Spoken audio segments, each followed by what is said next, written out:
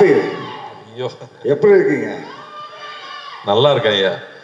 1001 திரைப்படத்தில் என்னுடைய ரசிகனாக நடித்தேன். பொன்னியின் செல்வன் திரைப்படத்தில் நான் ரொம்ப ஆசைப்பட்ட வந்தியத்தேவன் கதாபாத்திரத்தில் பல வருஷம் கழித்து அது உங்களுக்காக அமைஞ்சது. நடிகர் சங்கத்தில் நான் இருந்த பதவியில் தான் நீயும் இருக்க. நமக்குள்ள எவ்வளோ ஒற்றுமை பார்த்தியா? உண்மையா சொல்லணும்னா உங்க ஆசீர்வாதம் எப்பவுமே எனக்கு வேணும். நான் பல நாள் பல சோதனைகள் இருக்கும்போது உங்களை நினைக்காம போனதே இல்லை. அந்த ஷார்ட் டைரக்டர் ஆக்ஷன் சொல்றதுக்கு முன்னாடி ஐயா நீங்க உள்ள இருந்து நடிச்சுக்கங்கன்னு சொல்லிட்டு தான் ஒவ்வொரு ஷாட்லையும் நடிச்சிருக்கேன். ஸோ வந்து மானசீகமா அவரை நான் தலையிலிருந்து கும்பிட்டுக்கிட்டே இருந்திருக்காங்கிறது தான் உண்மை. உங்களை வணங்கிட்டே தான் இருந்திருக்கேன். என்னோட ஆசீர்வாதம் உனக்கு எப்பயுமே இருக்கும். என்னுடைய அன்பு தம்பி சிவகுமார் என்னுடைய மிகப்பெரிய ரசிகர்னு உங்கள் எல்லாருக்கும் தெரியும். நீங்கள் என்ன மாதிரி நடிக்க போறீங்கன்னு அவர்கிட்ட சொன்னதுக்கப்புறம் அவருடைய முதல் ரியாக்ஷன் என்னவா இருந்தது? வாத்தியார் வாத்தியார்னு ஏன் சொல்றாங்கன்னா, எத்தனை சூப்பர் ஸ்டார் வந்தாலும் எல்லாத்துக்கும் பாதை போட்டு கொடுத்தது அவர் தான் வாத்தியார். அதனால அது பண்றப்ப ரொம்ப கேர்ஃபுல்லா இருக்கணும் அப்படின்னு சொன்னது.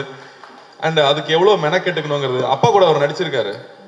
அப்ப வந்து சில ஆக்டர்ஸ் இருப்பாங்க, அவங்களுக்கு வந்து அடிக்கிற மாதிரி நடிக்கிற சீன் இருந்ததுன்னா அடிச்சிருவாங்களாம், அப்பதான் ரியலா இருக்கும்னு. அப்ப அப்பாவும் போய் அவர்கிட்ட சொல்லியிருக்காரு, இந்த மாதிரி ஆனா நீங்க அடிச்சிருங்கண்ணே, நீ நடிகன் தானே, நான் அடிக்கிற மாதிரி நடிக்கிறேன், நீ அடி வாங்கின மாதிரி நடின்னு சொல்லுவாராம். ஸோ அவ்வளோ கேர்ஃபுல்லா பார்த்துக்கு வரோம் ஒவ்வொரு ஆர்டிஸ்டையும். இன்னைக்கு இருக்கிற ஸ்டண்ட் யூனியன் ஆகட்டும், இன்னைக்கு இருக்கிற நடிகர் சங்கம் ஆகட்டும், எத்தனையோ சின்ன சின்ன யூனியன் ஆரம்பிச்சது அவர் தான். ஏன்னா எப்பவுமே அடுத்தவங்க நல்லா இருக்கணும் நல்லா இருக்கணும்னு சொல்லி ஒவ்வொரு திட்டத்தையும் பிளான் பண்ணது அவராக தான் இருக்காரு. எல்லாத்துக்கும் முன்னோடியா அவராக தான் இருந்திருக்காருங்கிறது ரொம்ப ரொம்ப பெருமையான விஷயம் நமக்கு. அதனால தான் அவர் என்னைக்குமே என்றும் மார்க்கண்டேனாவே இருக்கார். வாழ்த்துக்கள். நன்றி நன்றிங்க. அப்புறம் காத்து, வாவாதியாரேன்னு சொன்ன உடனேயும் கூப்பிட்ட குரலுக்கு முதலாளாக நான் வந்து நிற்பேன். நீயும் அப்படிதான் நினைக்கிறேன், அப்படிதானே? அவரை பார்த்து கத்துக்கிட்டாதவங்களே யாருமே இருக்க முடியாது. யார் என்ன கேட்டாலும் இல்லைன்னு சொல்றதே இல்லை. அது 2-3 வகை சொல்லுவாங்களாம். இருந்தா கொடுக்கறது, இருக்கிறதுல கொஞ்சம் கொடுக்கறது, இருக்கிறதையே கொடுக்கறது. இவர் இருக்கிறதையே கொடுக்குற ரகம். ஸோ அவங்க கிட்ட இருந்து தான் நிறைய கத்துக்கிறோம். எப்படி அடுத்தவங்களுக்கு செய்யணுங்கிறது அவங்க கிட்ட தான் கத்துக்கணும். ஸோ முடிஞ்ச அளவுக்கு உங்களை மாதிரியே யார் எந்த உதவி கேட்டாலும் இல்லைன்னு சொல்லாம நம்மளால முடிஞ்சதை செய்யணுங்கிறது உங்ககிட்ட இருந்து கத்துக்கிட்டது தான் நினைக்கிறேன். அது அப்பாவோட வளர்ப்புன்னு நினைக்கிறேன். வாழ்த்துக்கள். நன்றி, ரொம்ப நன்றி. வாவாதியார் திரைப்படம் மிகப்பெரிய பிளாக் பஸ்டர் அமைகிறதுக்கு என்னுடைய மனமார்ந்த வாழ்த்துக்கள். தொடரட்டும் உன் பணி, மக்களுக்காகவே அர்ப்பணி, வாழ்க வளர்க. Love you. இவ்வளவு நேரம் பொறுமையா இருந்தவங்க எல்லாருக்கும் என்னுடைய அன்பு. இங்க வந்திருக்க பெரியவங்க எல்லாருக்கும், சித்ராஜ் மாமாவுக்கு, நலனுடைய குடும்பத்தார் எல்லாருக்கும், சுந்தர் சார், அனந்தராஜ் சார், எல்லாரும் இருக்காங்க, ஷில்பா, கிருத்தி, கிரண் சார், மாஸ்டர், ரொம்ப ரொம்ப சந்தோஷம் நீங்க எல்லாரும் இங்க வந்திருக்கிறது. நலன் சொன்ன மாதிரி தர்மத்தின் வாழ்வதனை சூதுக்கவும் ஒரு படம் பண்ணிட்டு கிட்டத்தட்ட 10 வருஷத்துக்கு அப்புறமா மறுபடியும் தர்மமே வெல்லும்னு ஒரு படம் பண்ணியிருக்காரு. அந்த நல்லதை மறுபடியும் கொண்டு வந்து சேர்த்ததுக்கு உங்களுக்கு ரொம்ப ரொம்ப நன்றி நலன். நலன் பார்த்தீங்கல்ல, இதுதான் நலன். எல்லாருக்கும் ஒவ்வொரு டைரக்டர்ஸ் பிடிக்கும். ஆனால் எனக்கு தெரிஞ்ச நிறைய டைரக்டர்ஸ்க்கு பிடிச்ச ஒரு ஆள்னா நலன் குமாரசாமின்னு சொல்லலாம். நான் எந்த செட்டுக்கு போனாலும் பசங்க சொல்லுவாங்க, சார் நலன் சார் படம் மாட்டீங்களா, நலன் சார் படம் மாட்டீங்களான்னு. அவ்வளோ ஃபேன் பாய்ஸ் இருக்காங்க அவங்களுக்கு. இவ்வளோ நாள் காய போட்டது பெரிய தப்பு. அவங்க எல்லாரும் வெயிட் பண்ணிட்டு இருக்காங்க இந்த படத்துக்காக. நலன் வந்து ஒரு தக் லைஃபாவே வாழ்ற ஒரு ஆளுங்க. நீங்க பாத்தீங்கல்ல, இங்க வந்து ஒய்ஃபுக்கு சல்யூட் அடிச்சுட்டு போறாப்புல, இப்படி ஸ்கோர் பண்ணிட்டு போய் நமக்கு திட்டு வாங்கி கொடுக்குற ஒரு ஆளு. எல்லாத்துக்கும் அவர்கிட்ட வேற ஒரு பிலாசபி இருக்கும். சனா சொன்ன மாதிரி வேற ஒரு பிஹேவியர் இருக்கும். சுதுக்கவும் பார்த்துட்டு இந்த ஒரு டயலாக் வச்சிருப்பாருல்ல, இந்த வேலையை செய்யறதுக்கு ஒரு குருட்டுத்தனமான முட்டாள்தனம் வேணும், ஒரு குறுக்குத்தனமான புத்தாள்தனம் வேணும்னு. உண்மையாவே நலன் படம் பண்றதுக்குமே அது தேவை. ஏன்னா அவர் சொல்ற ஐடியாவை புரிஞ்சுக்கிறதுக்கு கொஞ்சம் நேரம் ஆகும். அந்த ஐடியாவை புரிஞ்சுக்கிட்டாலும் நம்ம அதை இமேஜின் பண்ணவே முடியாது. எனக்கு 1001 அந்த மாதிரி ஒரு அனுபவம் இருந்துச்சு. செல்வராகவன் ஒரு சீன் எழுதியிருப்பாரு. அந்த சீனை புரிஞ்சுக்கிட்டு நடிக்கலாம் ட்ரை பண்ணா ஒண்ணுமே புரியாது. அவர் வந்து எக்ஸ்பிளைன் பண்ணா மட்டுமே தான் அது புரியும். அப்படி நலனுடைய ஒவ்வொரு விஷயமும் வேற ஒரு பேரலல் வேர்ல்ட்ல ஒரு இமேஜினேஷன் இருக்கும். ஸோ அப்படி எனக்கு நலன் கூட ஒர்க் பண்ணது ரொம்ப ரொம்ப சுவாரஸ்யமா இருந்துச்சு. சுதுக்கவும் பண்ணிட்டு அவர் கூட படம் பண்ண போறோங்கிறப்ப ஜாலியா ஒரு படம், இந்த குழந்தைகளை கடத்தலாம், இல்ல அரசியல்வாதிகளை கடத்தலாம், அப்படி ஏதாவது ஜாலியா ஒரு கதை சொல்லுவாருன்னு பார்த்தா அவர் வாவாத்தியார்னு ஒரு கதையை கொண்டு வந்து கொடுத்துட்டாரு. மறுபடியும் பெரிய சவால். உண்மையா அந்த கதையை கேட்டுட்டு நலன் கூட ஒர்க் பண்ணணும்னு அவ்வளோ ஆசையா இருக்கு. ஆனா இந்த கேரக்டர் நம்மளால செய்ய முடியுமா, நம்ம மெமிக்ரி ஆர்டிஸ்ட் எல்லாம் கிடையாது, நமக்கு இது வருமான நைட்லாம் எனக்கு தூக்கமே வரல. அப்போ வந்து நம்ம நிறைய அந்த கோட்ஸ் எல்லாம் பார்ப்போம் இல்லையா, நம்ம அந்த மோட்டிவேஷனல் வீடியோ எல்லாம் பார்த்துட்டு இருப்போம்ல நைட்ல தெம்பு வேணும்னா. அப்படி பார்க்கும்போது அதுல ஒரு விஷயம் பார்த்தேன். சொல்றேன், சொல்லி முடிக்கிறேன். ஸோ அந்த வீடியோல வந்து ஒரு விஷயம், எந்த விஷயம் உங்களை ரொம்ப பயமுறுத்துதோ, நம்ம எதை பார்த்து ரொம்ப பயப்படுறோமோ அதை போய் நம்ம ஃபேஸ் பண்ணிடணும், அங்கதான் growth இருக்குன்னு சொல்றாங்க, அங்கதான் நீ அடுத்த கட்டத்துக்கு போக முடியும்னு சொல்றாங்க. அப்போ இது ஒரு லைஃப் தான், நம்ம ரொம்ப திரும்ப திரும்ப வந்து பயந்துட்டே இருக்க முடியாது. நம்ம எவ்வளோ வாட்டி ஜெயிச்சாலும் நீ தோத்தது மட்டுமே பேசுற உலகம் தான் அது. அப்படி பயந்துட்டே இருந்தோம்னா புது விஷயம் எதுவும் பண்ண முடியாது. இறங்கி அடிச்சிடணும்னு முடிவு பண்ணி தான் நலன் கூட போய் ஜாயின் பண்ணது. நலன் இருக்கிற ஒரே தைரியத்தில் தான் இந்த படம் பண்ண நான் ஒத்துக்கிட்டேன்னு சொல்லலாம். ஏன்னா இந்த படம் கத்தி மேல் நடக்கிற மாதிரி, ஒண்ணு ஜெயிக்கனா இல்லாட்டி நம்மளை போட்டு காலி பண்ணிடுவாங்க இந்த படத்துல. அப்படி ஒரு ரிஸ்கான ஒரு சப்ஜெக்ட் ஒரு ஆக்டருக்கு. ஆனா படமா ஜாலியான படம், என்டர்டெய்னிங்கான ஃபிலிம். அவர் சொன்ன மாதிரி இது ஒரு 80s 90s தமிழ் சினிமாக்குன்னு ஒரு அடையாளம் இருக்கு. நம்ம எல்லாமே நம்ம ரூட்ஸை போய் தேடிட்டு இருக்கோம் இல்லையா, அப்படி தமிழ் சினிமாவுக்கு ஒரு அடையாளமா இருக்கிற மசாலா படங்களுக்கு ஒரு ட்ரிபியூட்டா அந்த படம் இருக்கணும் அப்படிங்கிறது அவருடைய எண்ணம். ஸோ ஒரு ஃபுல் அண்ட் ஃபுல் என்டர்டெய்னர். ஒரு பக்கம் வாத்தியாருங்கிற கேரக்டருக்கு, அந்த கேரக்டருக்குள்ள இப்போ போலான்னு முடிவு பண்ணியாச்சு. உள்ள போனா அவர் ஒரு பெரிய கடல், புரட்சி தலைவர், மக்கள் திலகம், பொன்மன செம்மல்னு அவர் மக்கள் அவருக்கு வச்சிருக்கிற பேர் அவ்வளோ பெரிய பேர். அவரை பத்தி பேசினாலே புல்லரிக்குது எனக்கு. ஏன்னா அவரை பத்தி தெரிஞ்சுக்க ஆரம்பிச்சது இந்த படத்துக்குள்ள போனதுக்கு அப்புறம் தான். Love you boys, love you. இன்னைக்கும் love you guys, love you மக்களே. இன்னைக்கும் நீங்க வந்து ஒவ்வொரு வீட்டுக்கு போனீங்கன்னா அவரோட புகைப்படத்தை பார்க்க முடியும். ஒண்ணு அதுக்கு பொட்டு வச்சு மாலை போட்டு சாமி கும்பிட்டு இருப்பாங்க, இல்லாட்டி பெருமையா அந்த முகத்தை பார்க்கணுங்கிறதுக்காக வச்சிருப்பாங்க. அப்படி ஒரு பெரிய ஐகான். அவர் வெறும் 60s 90s 70s 80sல இருந்த ஒரு நடிகர் இல்லை, அவர் ஒரு எமோஷன், அவர் ஒரு தனி சகாப்தம். அவர் மாதிரி யாருமே சொல்ல முடியாது. அவர் வாழ்க்கையில சந்திக்காத கஷ்டம் கிடையாது. ஆனா அவர் மாதிரி மக்கள் நேயம், அவர் மாதிரி தாராள குணம் அப்படி யாருமே நம்ம சொல்லிடவே முடியாது. அவர் சாதாரண ஆள் கிடையாது. அவர் வந்து தமிழ் சினிமாவை மாத்திருக்காரு, தமிழ்நாட்டு அரசியலை மாத்திருக்காரு, எத்தனையோ பேர் வாழ்க்கையை மாத்திருக்காரு. அவர் ரசிகர்களுக்கு நல்லதே சொல்லி, இன்னைக்கு நல்லது சொன்னா கிரிஞ்சுன்னு சொல்லும் போது நான் நல்லது தான் சொல்லுவேன், என் ரசிகனும் என்ன மாதிரி தான் இருக்கணும், நல்லதை மட்டுமே சொல்லி கொடுத்து தன் ரசிகனும் என்ன மாதிரியே இருக்கணும்னு பண்ணியிருக்காரு. அவரோட ரசிகர்கள் தண்ணி அடிக்க மாட்டாங்க, தம் அடிக்க மாட்டாங்க. எப்படி அவ்வளோ இன்ஃப்ளூயன்ஷியலா அவர் இருந்திருக்க முடியும் அவங்கிறது ரொம்ப ரொம்ப ஆச்சரியமா இருக்கு. அவர் பாடல்கள் மூலமா அவ்வளோ விஷயங்களை சொல்லிட்டு போயிருக்காரு. இன்னைக்கு வந்து நியாயம் தர்மம் இல்லாட்டி வந்து தன்னம்பிக்கை வேணும்னா இன்னைக்கும் அவர் பாடல்கள் தான் நமக்கு உதாரணமா இருந்துட்டு இருக்கு. அவர் பாட்டை பாடினாலே வைரல் ட்ரெண்டு தான். அப்படி ஒருத்தர் அவர் நம்ம பண்ண போறோங்கிறது ரொம்ப ரொம்ப பயமா இருந்துச்சு.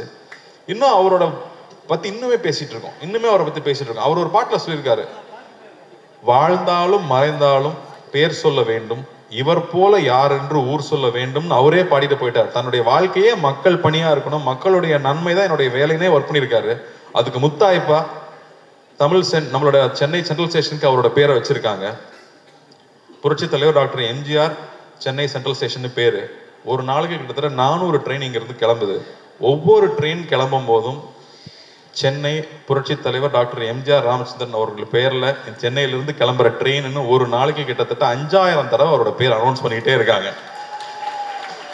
அப்படி வாழ்றதுன்னா அப்படி எப்பேற்பட்ட வாழ்க்கையா இருக்கும், அவர் எப்பேற்பட்ட மனிதரா இருக்கும். அவரை நம்ம இங்க கொண்டு வந்து சேர்க்கணுங்கிறது சாதாரண விஷயம் இல்லை. ஸோ தொடர்ந்து அவர் படங்களையே பார்க்கறது, இன்ஃபேக்ட் சிலம்பம் கிளாஸ்லாம் போய் ரொம்ப நாள் ஆயிடுச்சு. நான் தெரிஞ்சு இந்த ஷூட்டிங் டைம்ல காலையில 1 hour ஈவினிங் 1 hour ஷூட்டிங் போயிட்டு வந்துட்டு முன்னாடியும் புறாடியும் கண்டினியூஸா ஒரு 1 month ப்ராக்டிஸ் பண்ணேன். அனலாரிஸ் மாஸ்டர் தான் கூட நின்று அவங்க அப்பா கதையெல்லாம் சொல்லி, இன்ஃபேக்ட் வி ரியலி என்ஜாய். இது வந்து எங்க ஜென்ரேஷனோட ட்ரிபியூட்டா சொல்லலாம். இது வந்து ரொம்ப பக்தியோட அந்த கேரக்டர் பண்ணியிருக்கோம்னு நான் சொல்லுவேன். எவ்வளவு சின்சியரா அந்த கேரக்டர் அப்ரோச் பண்ண முடியும். இந்த படம் பார்க்கும்போது அவருக்கும் அவருடைய ரத்தத்தின் ரத்தமான ரசிகர்களுக்கும் என்ன உறவு இருந்துச்சு அப்படின்னு நீங்க கொஞ்சம் புரிஞ்சிட்டீங்கனாலே நாங்க பெரிய சக்சஸ் நம்புவேன். இதுல அவ்வளோ என்டர்டெயின்மெண்ட் இருக்கு, அவ்வளோ ஜாலி இருக்கு. அதை தாண்டி அந்த அற்புதமான ஒரு ரசிகனுக்கும் அவனுடைய ஒரு தலைவனுக்கும் இருக்கிற உறவு இருக்குல்ல, அன்கண்டிஷனல் உறவு இல்லை. நீங்க எங்களுக்கு கொடுக்குற அன்பு வந்து அன்கண்டிஷனல் அன்பு, எதுவுமே எதிர்பார்க்கல. நான் உன்னை பார்த்தா போதும், நான் உன்னை பத்தி பேசினா போதும்னு நீங்க இருக்கீங்கல்ல, அதுக்கு நான் எவ்வளவு கோடி கொடுத்துட முடியும், அந்த அன்புக்கு எவ்வளவு கோடி கொடுத்துட முடியும். இது வந்து ரசிகர்களுக்கு நான் பண்ற ஒரு விஷயமா, உங்களோட அன்பு, உங்க முகத்தை பார்த்து பார்த்து நீங்க கொடுக்குற அன்பு இருக்கு இல்லையா, அந்த அன்புக்கு பரிகாரமா நான் இந்த படத்துல நடிச்சேன்னு நான் சொல்லலாம். ஏன்னா இவர் ரசிகனுக்கும் அவனுடைய தலைவனுக்கும் இருக்கிற அந்த உறவு தான் இந்த படத்துடைய கோர் எமோஷன் நான் சொல்லுவேன். லவ் யூ தம்பி, லவ் யூடா, லவ் யூ ஆல்வேஸ்டா. ஸோ இந்த படம் ஒரு புது அனுபவம். இந்த படத்துக்குள்ள போனதுக்கு அப்புறம் வந்து முக்கியமா நான் ஜார்ஜோடைய ஒர்க்கும் சந்தோஷ் அண்ணனோட ஒர்க்கும் கிரண்ஸோட ஒர்க்கும் சொல்லுவேன். ஏன்னா இது வேற ஒரு வேர்ல்டு, ஒரு பேரலல் வேர்ல்டு நலன் கிரியேட் பண்ணியிருக்கிறது. ஏன்னா வந்து எல்லாம் 90s கிட்ஸ் தான் சொல்லுவாங்க, டே நலன் யாருன்னு உங்களுக்கு தெரியாதுடா, இந்த படம் வரணும்டா அப்பதான்டா தெரியும்னு 90s கிட்ஸ் கதறது நான் பார்க்குறேன். ஸோ மறுபடியும் நமக்கு ஒரு ஓஜி மறுபடியும் ரொம்ப நாளுக்கு அப்புறம் திரும்ப பார்க்க போகிறோம். எப்படி எம்ஜிஆர் சார் ஒரு ஓஜி, அந்த மாதிரி திரும்ப ஒரு டார்க் காமெடியோட ஓஜியை மறுபடியும் இதில் கொண்டு வந்திருக்கோம். ஸோ ஐம் ஸோ ஹாப்பி நலன் கூட ஒர்க் பண்ணுறது. நான் வந்து நலன் மாதிரி டைரக்டர் வந்து நான் அடிக்கடி யோசிப்பேன், தெலுங்குல பெரிய படங்கள் பண்றாங்க, மலையாளத்துல வித்தியாசமான படம் பண்றாங்க, தமிழுக்கு என்ன அடையாளம் இருக்கு, நம்ம வித்தியாசமா என்ன பண்றோம்? ஏன்னா இங்க வந்து ரொம்ப பயந்துட்டே இருந்தோம்னா யூஸ்வலான ஃபில்மே பண்ணிட்டு இருந்தா பிரயோஜனம் இல்லை, புது விஷயங்கள் பண்ண முடியாது. அப்போ இந்த மாதிரி டைரக்டர்ஸ் ரொம்ப ரொம்ப முக்கியம்னு நான் நினைக்கிறேன். அவங்க தொடர்ந்து படம் பண்றது முக்கியம்னு நினைக்கிறேன். ஸோ அந்த வகையில நலன் மறுபடியும் இந்த படம் பண்ணது, அதுவும் இந்த மாதிரி ஒரு டஃப்பான சப்ஜெக்ட் எடுத்துட்டு அதை இவ்வளவு ஜாலியா டெலிவர் பண்ணது எனக்கு சோ ப்ரௌட். நலன் இந்த மாதிரி பேரியர் பிரேக் பண்ணலாம், புது விஷயங்கள் ட்ரை பண்ணவே விட மாட்டாங்க நம்மள. ஸோ அந்த வகையில் ஐம் சோ ஹாப்பி. அண்ட் இந்த படத்துல வந்து வாத்தியாரா இருக்கணும்னு எல்லாம் சொல்லிட்டாங்க, ஆனால் அதுக்கான மேக்கப் போடும்போது அவ்வளோ பயமா இருக்கும், பயந்தே நடிச்சிருக்கேன். பூர்ணிமா தேங்க்யூ.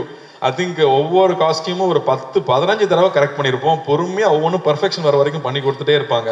அது மாதிரி செரீனா ஆகட்டும், என்னோட மேக்கப் மேன் முருகன் ஆகட்டும், அந்த அந்த மீசை வரையறதுல இருந்து அந்த அந்த உருவம் வேஷம் போட்டு வந்து அவராக நிற்கும் போது அவர் எப்படி இருந்திருப்பாருன்னு யோசிச்சோம்னா நமக்கு தலையெல்லாம் சுத்திடும். அவரை பத்தி கேள்விப்பட்ட கதைகள், அவ்வளோ கதைகள் வந்துட்டே இருக்கு. இன்னும் நல்லா அழகா சொல்லிட்டு இருந்தாப்புல. ஒருத்தர் பத்தி விசாரிச்சோம்னா ஒரு 10 கதை சொல்லுவாங்க சார், அவரை பத்தி மட்டும் விசாரிச்சா எங்க போனாலும் கதையா வந்துட்டு இருக்கு. அவர் மக்களுக்கு போய் செஞ்ச விஷயங்கள், மக்களை போய் தொட்ட விஷயங்கள் 1-2 சொல்ல முடியாது, அவ்வளோ இருக்கு. ஒரு உதாரணம் சொல்றேன், அவருடைய கான்வாய் போயிட்டே இருக்குமா ராதாகிருஷ்ணன் ரோட்ல.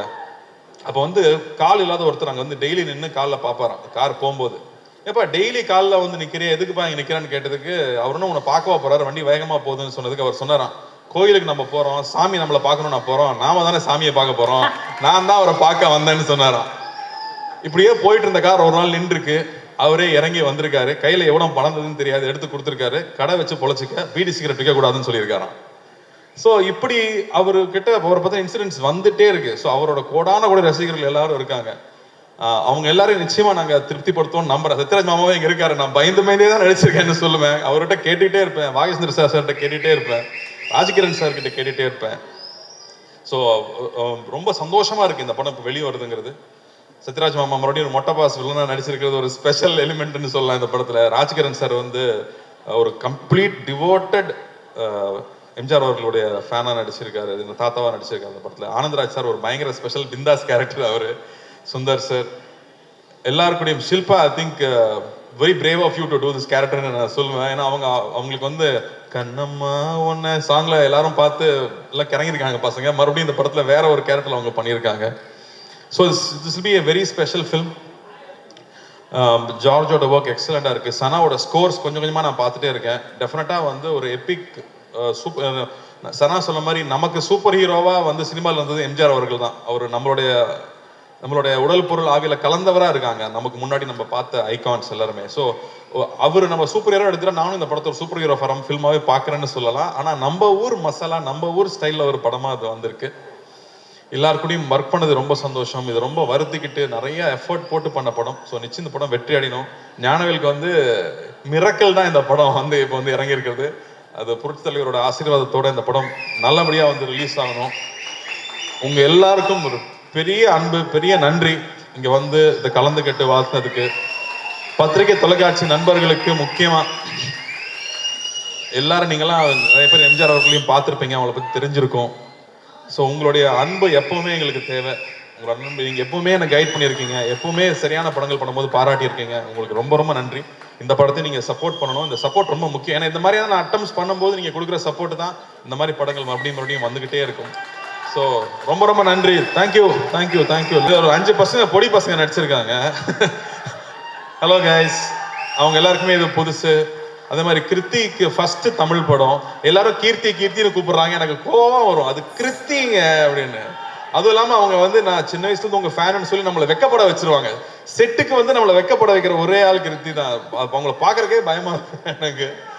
ஆல் த பெஸ்ட் கிருத்தி, ஒரு கிரேட் டான்ஸர். ஃபர்ஸ்ட் டே ஷூட்ல வந்து அப்படி கால் மேல கால் போட்டு உட்காந்து what can I do for you அப்படிம்பாங்க. நம்ம ஜாலி டு மீட் யூன்னு சொல்லணும். I think the way she carried herself. வரும் the way she researched for the character, the way she came and did it, அவ்வளோ அழகாக பண்ணியிருந்தாங்க. You have a bright future, keep working hard. And இந்த இடத்துல நான் வந்து எப்படி நலன் வந்து சரண்யா பார்த்து சல்யூட் வச்சு ஒரு தேங்க்ஸ் சொல்லிட்டாரு, அது மாதிரி நானும் ஒரு ரஞ்சினிக்கு ஒரு சல்யூட் வச்சு தேங்க் பண்ணிக்கிறேன். ஏன்னா அவங்க சப்போர்ட் இருந்தால் தான் நம்ம இங்கே வந்து வேலை செய்ய முடியும். அதே மாதிரி ஞானவேலுக்கு இந்த படம் பெரிய வெற்றி அடையணும், பெரிய லாபம் தரக்கூடிய படமாக வரணும்னு நான் ஆண்டவனை வேண்டிக்கிறேன். Thank you thank you thank you. Ravi, thanks for coming. Thank you thank you.